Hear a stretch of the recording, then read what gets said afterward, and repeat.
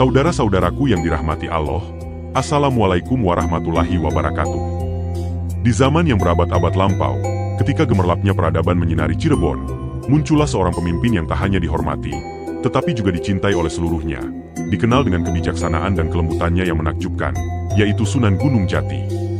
Nama sejatinya adalah Syarif Hidayatullah, figur penting dalam sejarah penyebaran Islam di wilayah yang subur ini. Di antara penduduk Cirebon, ia akrab disapa Fatahillah, sedangkan di telinga orang Portugis, namanya diucapkan sebagai Falatehan. Keberaniannya tak terbantahkan, dan kearifannya mengalir dalam setiap tindakannya. Sunan Gunung Jati berhasil merebut hati banyak orang, dan pada tahun 1479, ia dimahkotai sebagai Sultan Cirebon, memimpin kerajaan dengan bijaksana dan adil selama hampir setengah abad hingga tahun 1568. Namun, di balik gemerlapnya kekuasaan tersembunyi kekaguman, kisah cinta yang menggetarkan hati banyak orang. Kisah cinta antara Syarif Hidayatullah dan Putri Ongtinio membakar api yang tak dapat padam, yang bersumber dari takdir dan kebijaksanaan ilahi yang mengatur segalanya dengan indahnya.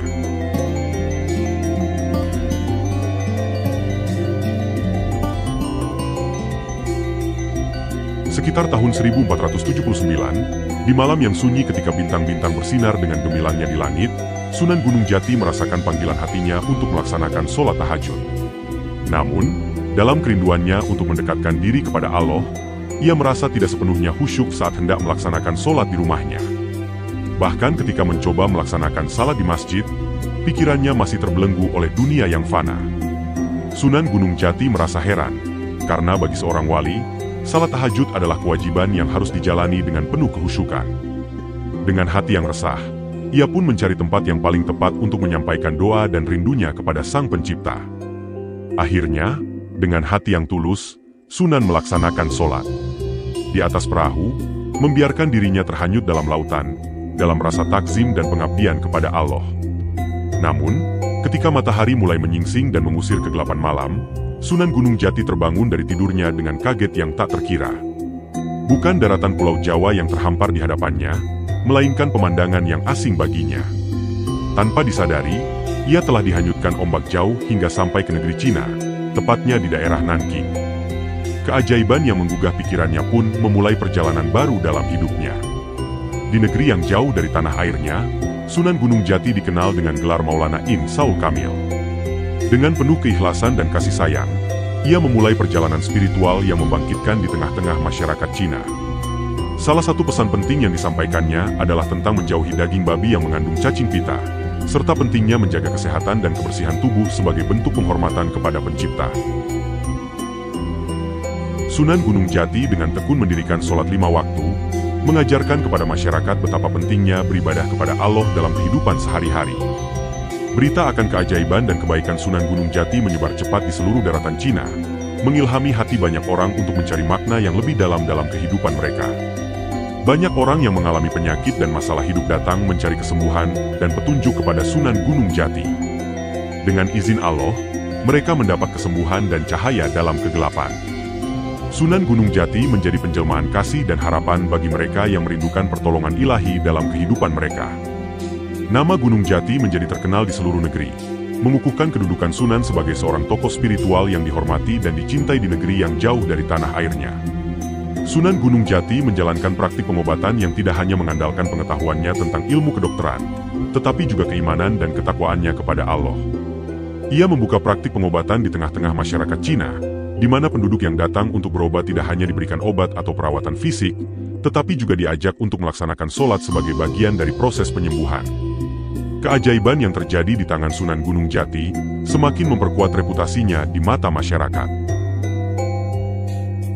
Ia dianggap sebagai Sings yang memiliki keahlian luar biasa dalam bidang pengobatan. Kabar tentang keajaibannya sampai ke telinga Kaisar Honggi, putra mahkota Kaisar Yunglo.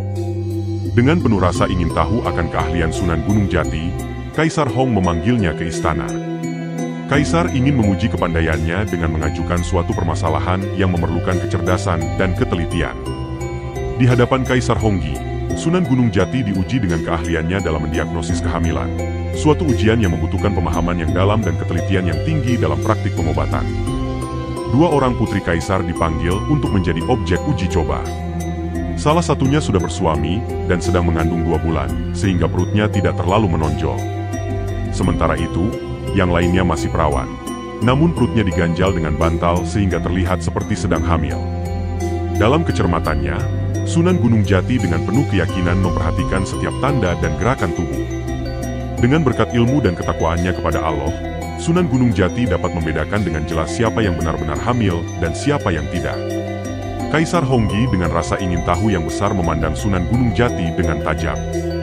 "Hai tabib asing, mana di antara putriku yang benar-benar hamil?"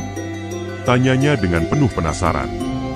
Meskipun perut yang sebenarnya hamil terlihat kecil, Sunan Gunung Jati dengan yakin mengidentifikasinya sebagai orang yang benar-benar hamil.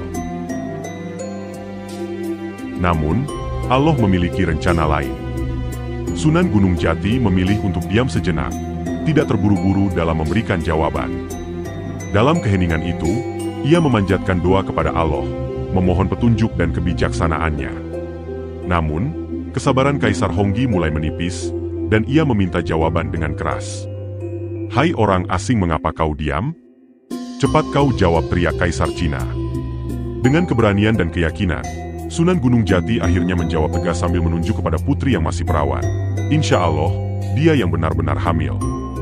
Keputusan tersebut memperlihatkan bukti akan ketajaman pengamatan dan kearifan spiritual Sunan Gunung Jati, serta keyakinannya akan pertolongan Allah yang maha bijaksana.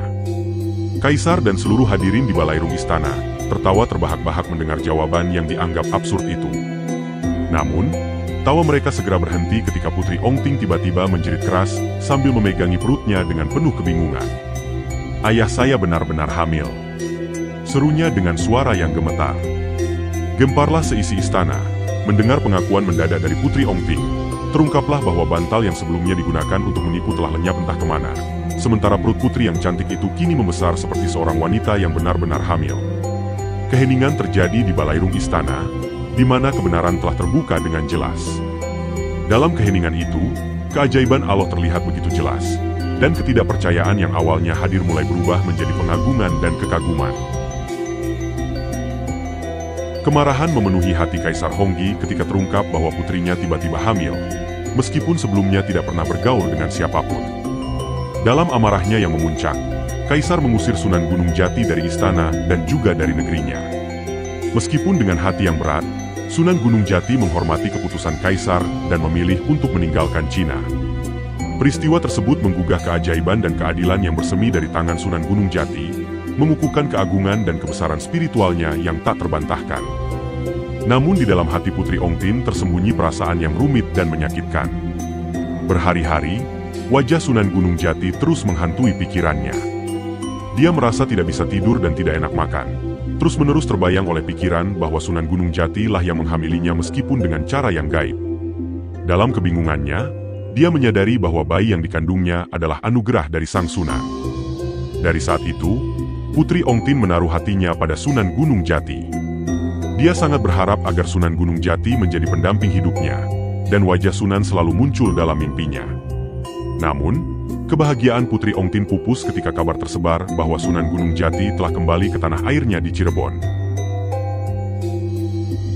Dalam hening yang menyelimuti hatinya, Putri Ongtin merasakan kekosongan yang mendalam. Ia merindukan kehadiran Sunan Gunung Jati yang telah menempati tempat spesial dalam hatinya.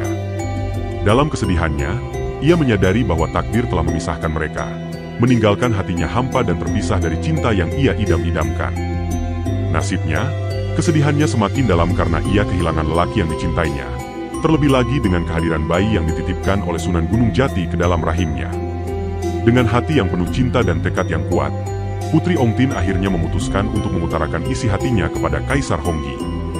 Dengan penuh keberanian, dia memohon izin untuk menemui Sunan Gunung Jati, lelaki yang telah meraih tempat istimewa di dalam hatinya. Kaisar Honggi terkejut mendengar permintaan putrinya. "Apa kau akan pergi menemui Sunan Gunung Jati?" tanyanya dengan penuh heran. "Ya ayah, aku sangat mencintainya," jawab Putri Ongtin dengan tegas. Meskipun bimbang, Kaisar mencoba memperingatkan putrinya tentang perjalanan yang panjang dan berat, terutama karena kehamilannya. Namun Putri Ongtin dengan mantap menyatakan bahwa dia telah mempertimbangkan segala konsekuensi dan siap menghadapinya dengan berat hati, namun juga dengan rasa sayang yang mendalam pada putrinya. Samudra menjadi saksi akan kebesaran cinta Putri Ongting yang tak tergoyahkan. Setibanya Putri Ongtin dan rombongan di Kadipaten Sriwijaya, mereka disambut dengan sukacita yang meriah oleh penduduk setempat. Namun, kejadian yang lebih mengejutkan terjadi ketika mereka bertanya tentang nama kadipaten tersebut. "Pailibank?" tanya salah seorang dari rombongan Putri Ongtin. "Saya adalah Pailiban," jawab menteri negara tersebut dengan rendah hati. Dengan terkejut, penduduk segera mengenali orang yang mereka cari. Tanpa ragu, mereka langsung mengusulkan agar Pailiban naik tandu usungan. Rencananya, Pailiban akan diangkat sebagai adipati menggantikan posisi yang ditinggalkan oleh Adipati Arya Damar yang telah meninggal dunia. Dalam kejutan yang menyertai kedatangan mereka, terbukalah jalan bagi Pailiban untuk meneruskan perjalanan hidupnya dengan tanggung jawab yang baru dan kepercayaan yang diberikan oleh masyarakat setempat. Kemudian, menurut cerita yang beredar, setelah kepulangan Pailiban, kadipaten tersebut mulai dikenal dengan nama Kadipaten Pailiban. Seiring berjalannya waktu, nama tersebut kemudian berubah menjadi Palembang, mengabadikan peristiwa bersejarah yang melibatkan kedatangan Putri Ongtin dan rombongan serta pengangkatan Pailiban sebagai adipati. Pada sekitar tahun 1481, Sunan Gunung Jati mengikatkan diri dalam ikatan suci pernikahan dengan Putri Tan Hong Tingyo. Pada saat itu, Putri Ongtin memeluk agama Islam dan mengganti namanya menjadi Rara Sumanding sebagai bukti dari keyakinan barunya. Tentunya malam pertama antara Sunan Gunung Jati dan Rara Sumanding dilalui dengan keindahan dan kenangan yang tak terlupakan bagi kedua pasangan baru tersebut. Namun, pernikahan bahagia mereka tidak berlangsung lama. Pada tahun 1485, Putri Ongtin yang kini dikenal sebagai Rara Sumanding meninggal dunia. Walau pernikahan mereka hanya berlangsung singkat, jejak kebaikan dan kehadiran Putri Ongtin yang berasal dari negeri Tirai Bambo tetap terpatri dalam sejarah hingga kini. Makam yang bergaya Cina yang berada di dekat makam Sunan Gunung Jati di Cirebon menjadi saksi bisu dari perjalanan hidup dan cinta mereka yang telah berakhir di dunia ini. Demikian yang bisa disampaikan, semoga bermanfaat dan menginspirasi untuk meningkatkan keimanan kita. Wallahu a'lam bishawab. Terus semangat dalam beribadah, jangan lelah untuk selalu berbuat kebaikan. Akhir halam, wassalamualaikum warahmatullahi wabarakatuh.